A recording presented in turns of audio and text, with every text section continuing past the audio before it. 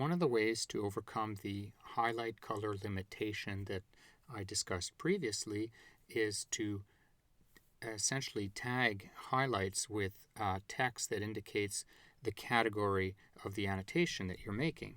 So I've already illustrated how to add a textual annotation to a highlight, but I'll show you again using the inspector.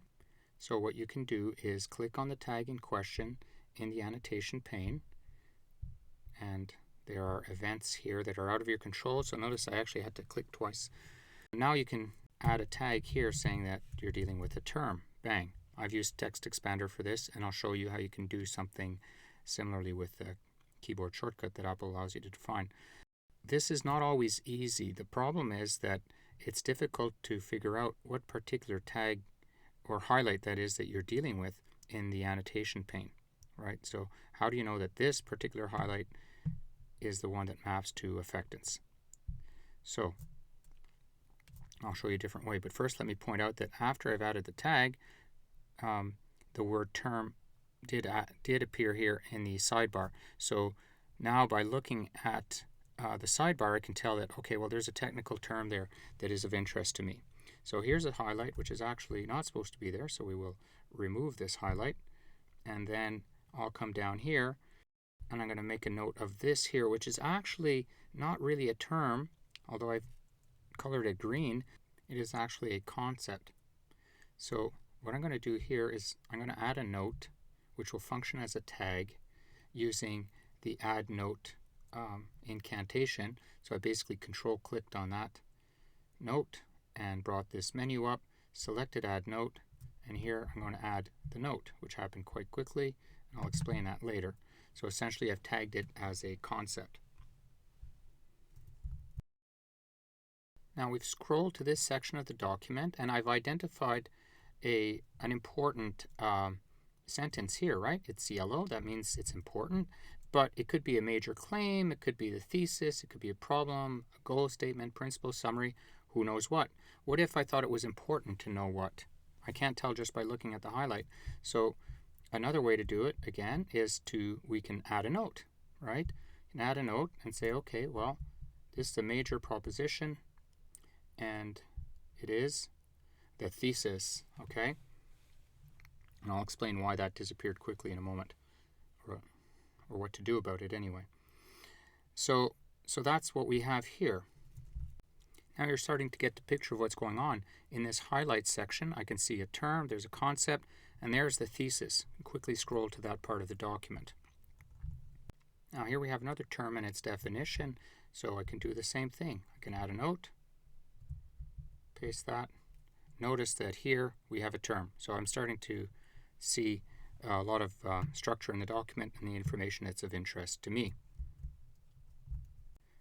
Now, another thing that experts pay a lot of attention to when they're reading a document is the problem that the document is meant to address. So the problem statement for this book is actually this highlighted statement.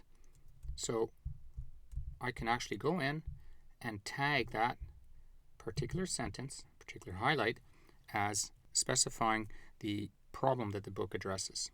We now have a way of distinguishing between these two yellow highlights. Two yellow highlights. One summarizes the thesis, the other one is the problem addressed by the book.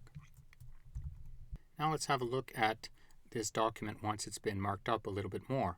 For one thing, the colors stand out a lot more because we've got text annotations associated with the highlights. For another thing, we can tell what kind of annotation we're dealing with.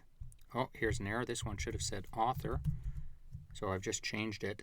And I'll point out that it's actually easier to annotate using the sidebar than it is to use using this pop-up menu here. And this has something to do with the way Preview is working these days, with large documents anyway.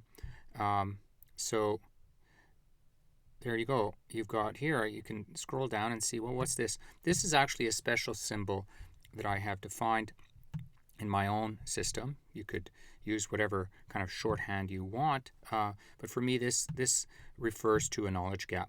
Now you might notice that each annotation here is preceded by, I've put 2 commas here, You'll see later that this is basically a little trick that I use so that I can easily search for my annotations in Skim, which is a different app that we'll cover later.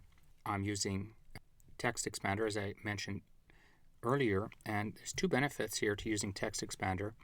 The advantages are, first of all, that you can actually write quite a long tag here very quickly. And the other advantage is that it allows you to be systematic in a very easy way. So once you learn your shortcut, you get this expansion, which is very consistent. You can actually have 3 or 4 or 5 shortcuts that lead to the same expanded text. So now we've got these very consistent annotations here. And you might be wondering, well, is it worth the effort? This takes a lot of time.